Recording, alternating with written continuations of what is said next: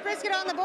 Howdy, y'all. 6 feet apart, and you don't really have to worry about that anymore. There's no longer restrictions on social distancing either. You can see why. I mean, traffic is not slowing down for people trying to merge. It's the idea behind Rose Garden Angels. They're teaching veterans how to grow roses. We're also calling for the release of nonviolent offenders. Are able to FaceTime or Skype their loved ones, but they tell me it's just not the same experience. And your surroundings directly impacts your health. I really wish I could do what they do. It was quite amazing. This is the rehearsal space. But it appears they may have fired some more tear gas coming from inside, meaning the vandals got inside the building overnight. Church members say this is a test of their faith. Now you can see this more in the daylight, all of the damaged cinder block walls now on the ground, charred walls on the ones that are still standing, and you can still somewhat smell the smoke when the wind gets blowing.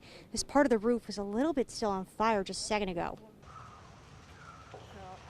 It was 11 p.m. when the 911 calls came in. One of the calls coming from Betty Grubb's grandson, who was heading to her house to check on her.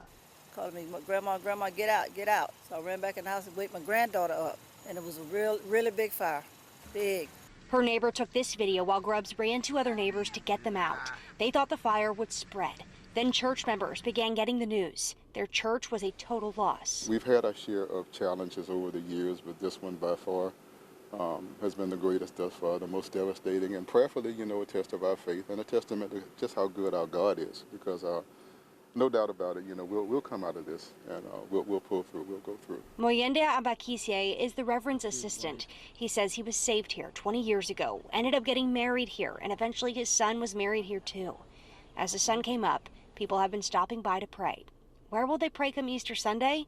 Well, the church administrator, Deacon Lester Perry, says they've got plenty of room outside. Jesus Christ didn't have all of this. So, I mean, it was worse. They were in the desert, in a desolate place. So it doesn't have to be a beautified place to worship the Lord.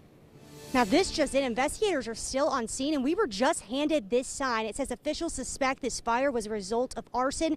Cash rewards toll free. Call 1-877-662-7766 if you know anything. Again, this happening around 11 p.m. last night in Orange Park. We just got this. Now earlier we did confirm that this was being investigated as suspicious, but the sign now says it is believed to be an arson. Live in Orange Park, Leah Shields, First Coast News, on your side. Hey, just getting home from my shifts for the week. Very good week for us. And I'm in the ICU. We see worst of the worst scenarios anyway, but the COVID patients are just their own different scenarios for sure. It seemed like every floor turned into COVID. Catherine Lamelli, Michelle Marietta, and Carrie Ellison are nurses, 3 out of 3.8 million nationwide. Marietta and Ellison work at Baptist Health Jacksonville and have been battling the coronavirus since March. I still remember going into my first positive room, and it's just like, okay, this is my job. I got to do it.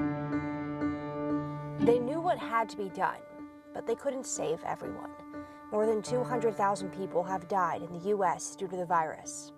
Nurses say the hardest part is that families are not allowed inside the hospital. Families are forced to say their final goodbyes over Zoom or FaceTime. Memories of those final goodbyes haunt them. And there was 3 nurses in the room with him, and he basically was like, I'm done. I don't want to do this anymore. Just please let me be comfortable. We have like a big window, and so basically they could stand at his window. So we had her at the window. We had her on FaceTime. He's got the phone up to his ear, and we took the mask off, and it was heart-wrenching. She's at the window going, don't leave me, don't leave me, don't leave me. And he just felt he had no other choice, and he passed away right there like that. When the fight is over, the only thing left to do is sit with the patient when their family cannot. I just didn't want her dying alone. We had other patients, the other nurses I worked with that day, they kind of took care of those other ones for me while, she was going. That way she had someone there. We were there talking to her. And that way she knew someone was there for her. Lamelli joined the fight in July when her unit at UF Health Jacksonville turned into a COVID-19 unit. I've seen young people like really sick, and then I've seen 80-year-olds that are just like, oh, I have COVID, like pleasantly confused. And it's like there's no like normal trend to it. They are moms, daughters, wives, friends. And when they go home, they carry this burden with them. As infections increase, these nurses brace for a second wave. Every single day, you were just waiting for a glimmer of hope for them to get better. Ready to care for the most vulnerable at a time when no one else can. In Jacksonville, Leah Shields, First Coast News on your side. The sounds of the city. I-295 loops around Duval County, helping people commute from all corners of Jacksonville. But the drive might not be as easy as it appears on the map. I don't like to go the speed limit. How do I avoid it? I stay the hell back.